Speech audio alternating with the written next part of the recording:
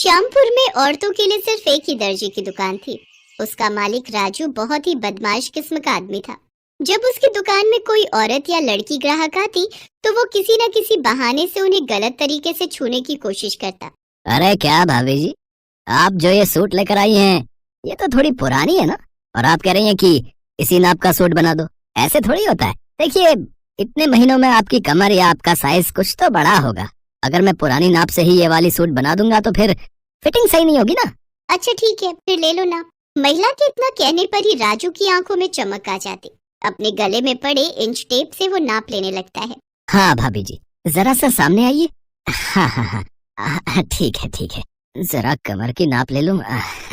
उसके बाद तो वो लगभग आधे घंटे नाप लेने में ही लगा देता। और अगर कोई उससे कहता कि अरे राजू मास्टर जी, कितनी देर से नाप ले रहे हो, शाम तक नाप ही लोगे क्या? देखिए भाभी जी, मेरा नाम है राजू मास्टर। मैं अपने काम से कोई समझौता नहीं करता। हाँ, ठीक से नाप लूंगा तभी तो मस्त सूट बना पाऊंगा ना।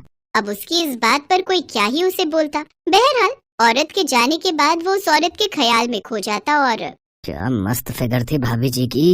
ओहो, इसके आगे तो सारी हीरोइनें फेल हैं यार। वाह ऊपर वाले, क्या किस्मत बनाई है तुमने मेरी। जरूर मैंने पिछले जन्म में कोई अच्छे कर्म किए होंगे जो आपने मुझे दर्जी बनाया। हे भगवान, बस एक ही प्रार्थना है कि अगले जन्म मोहे दर्जी ही कीजिए, ताकि मैं अलग अलग और खूबसूरत औरतों के नाप ले सकूं। राजू टेलर अपने काम की आड़ में औरतों के साथ छेड़छाड़ किया करता था। अब उसका प्रोफेशन ही ऐसा था कि लोगों को ज्यादा कुछ पता नहीं लगता। श्यामपुर में विनीता नाम की एक रिटायर्ड टीचर अपनी बेटी सिम्मी और बेटे विकास के साथ रहा करती थी। विकास की अभी कुछ दिनों पहले ही शर्मिला नाम की लड़की से शादी हुई थी। शर्मिला बहुत ही भोली लड़की थी। एक बार की बात है, सुबह का समय था। शर्मिला माथे पर घूंघट लिए अपनी सास के पास चाय लेकर गई। ये लीजिए माँ जी, आपकी चाय अदरक वाली। ये कहकर उसने चाय अपनी सास को दी। विनीता ने चाय ले ली तो शर्मिला वहाँ से जाने लगी। बहू, एक मिनट रुको, मुझे तुमसे कुछ बात करनी है। मुझसे कोई बात हो गई क्या माँ जी? अब चाय तो ठीक है ना? अरे तू इतना डरती क्यों है? मैं तेरी सास हूँ, कोई राक्षस थोड़ी ही हूँ जो तुझे खा जाऊंगी। और जहाँ तक रही चाय की बात, तो वो तो मैंने अभी तक पी ही नहीं है। ये कहकर उसने चाय की प्याली उठाई और चाय पीने लगी। चाय पीते ही, वाह बहुत ही अच्छी चाय है, बिल्कुल तुम्हारे जैसी। अरे बहू, तुम खड़ी क्यों हो? तुम्हें कहा है ना मैंने बैठने के लिए, बैठो। अब जी माँ जी, कहिए आप मुझसे क्या बातें करना चाहती थी? तब शर्मिला की सास ने उससे कहा, शर्मिला बहू, तेरी शादी को लगभग 1.5 महीने हो गए। तू कब तक ये साड़ी और घूंघट में रहेगी? मैं समझी नहीं माँ जी। बहू, अब हमारी पीढ़ी की तो तुम हो नहीं कि घूंघट और साड़ी में ही हमेशा रहो। तुम आज की पीढ़ी हो, तुम सलवार सूट पहन सकती हो घर में। मैं कुछ नहीं बोलूंगी तुमको। पर माँ जी, मैं तो सलवार सूट लेकर आई ही नहीं। मुझे लगा कि शादी के बाद साड़ी में ही रहना होगा। भला ऐसा भी होता है क्या? उसके बाद विनीता ने अपनी बेटी सिम्मी को आवाज लगाई, सिम्मी, सिम्मी।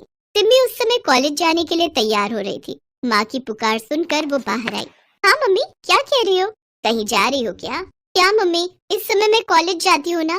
पर आज तो संडे है ना, विनीता ने कैलेंडर की ओर देखते हुए कहा। तब सिमी कैलेंडर के पास गई और उसे पलटते हुए कहा, मम्मी जनवरी खत्म हो गया है, ये फरवरी है, फरवरी, और आज शनिवार है। ओह, मैंने तो ध्यान ही नहीं दिया। अच्छा ये तो बोलो कि तुम मुझे बुला क्यों रही थी? सिमी बेटा, वो तुम्हारे पास 3-4 सूट के कपड़े पड़े हैं ना, जो पिछले महीने खरीदे थे। हाँ माँ, है तो। सुनो ना, वो तुम भाभी को दे दो, वो उसे राजू टेलर के पास जाकर सिलवा लेगी। तुम्हारी भाभी के पास एक भी सूट नहीं है। अच्छा माँ, मैं दे देती हूँ। सिमी ने सूट के कपड़े अपनी भाभी को दे दिए। सिमी कॉलेज चली गई। बहू सुनो, ये लो सूट का कपड़ा, इसे सिलवा लो। यहाँ से थोड़ी दूर पर राजू टेलर्स है, तुम उसके पास चली जाओ। मैं अकेली जाऊँ? हाँ बहू, चली जाओ ना। तुम्हें तो पता है ना मेरे घुटनों में कितना दर्द रहता है। अगर तुम्हारे साथ गई तो फिर 1 सप्ताह तक चलना फिरना सब हराम हो जाएगा। शर्मिला सूट का कपड़ा लेकर राजू टेलर्स के पास गई। राजू ने उसे देखा तो, ये कौन देहाती हुस्न की परी आ रही है? घूंघट वूंघट निकाल के, पहले तो इसे कभी नहीं देखा। राजू टेलर शर्मिला को घूर घूर कर देख रहा था। उसे इस तरह घूरता देखकर शर्मिला झेंप गई। तब राजू ने उससे पूछा, कहिए क्या सेवा करूं मैं आपकी भाभी जी? जी, ये सूट बनवाना है।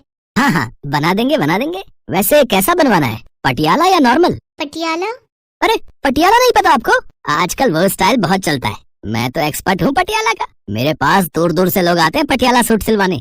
उसके बाद राजू टेलर ने शर्मिला को दुकान पर रखे कुछ सैंपल दिखाए। शर्मिला को वो पसंद आ गए।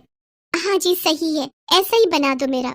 अरे ऐसा क्यों, इससे अच्छा बना देंगे आपका, लेकिन पहले आपको देना होगा। देना होगा? क्या देना होगा? अरे नाप देना होगा, नाप। बिना नाप मैं कैसे बनाऊंगा आपके लिए पटियाला सूट। उसके बाद राजू शर्मिला का नाप लेने लगा। शर्मिला से बातों के क्रम में ही उसे पता लग गया था कि ये बहुत ही भोली टाइप की है, इसलिए उसने मन ही मन सोच लिया था कि आज तो इसका अच्छे से और बहुत देर नाप लूंगा, मजा आ जाएगा। नाप लेने के क्रम में राजू बार बार शर्मिला को छू रहा था, और वो छूना नॉर्मल छूना तो नहीं था। ये बात शर्मिला को भी समझ आने लगी थी। भाई साहब, ये आप क्या कर रहे हैं? इस तरह से कौन नाप लेता है? चलिए हटिए, दूर हटिए। अरे क्या हो गया भाभी जी, क्यों गुस्सा हो रही हैं आप? गुस्सा नहीं हो तो क्या करूं? आप ये किस तरह से और कितनी देर से नाप ले रहे हैं? कभी कमर को छूते हैं, कभी इधर हाथ लगाते हैं, कभी उधर हाथ लगाते हैं। ये क्या बात हुई? अरे टेलर को नाप लेने के लिए इधर उधर तो हाथ लगाना ही होता है ना। अब मेरी आंखों में कोई मशीन तो सेट नहीं है कि एक बार किसी को देखें और परफेक्ट नाप ले ले। राजू अपनी बेहुदा दलीलों से अपनी कारगुजारी को ढकने की कोशिश कर रहा था, लेकिन शर्मिला भले ही भोली थी, लेकिन ना समझ तो बिल्कुल भी नहीं थी। देखो, मेरे सामने ज्यादा तेज बनने की कोशिश मत करो, मुझे पता है तुम क्या कर रहे थे। मैं चुपचाप सुना तो इसका ये मतलब नहीं है कि आप कुछ भी इल्जाम लगाओ। अरे मैं कोई नया टेलर नहीं बनाऊं, सालों से यहाँ काम करता हूँ। हाँ, और न जाने कितनी औरतों के सूट सिले मैंने, किसी ने इस तरह से मुझ पर इल्जाम नहीं लगाया जैसे आप लगा रही हैं। अगर आपको मुझसे सूट नहीं सिलवाना तो आप जा सकती हैं, लेकिन इस तरह के बेहुदा इल्जाम तो मत लगाइए मुझ पर। मैं बीवी बच्चों वाला आदमी हूँ। शर्मिला वहाँ से चली तो गई, लेकिन उसने अपनी सास को सारी बातें बताई। ये तुम क्या कह रही हो बहू?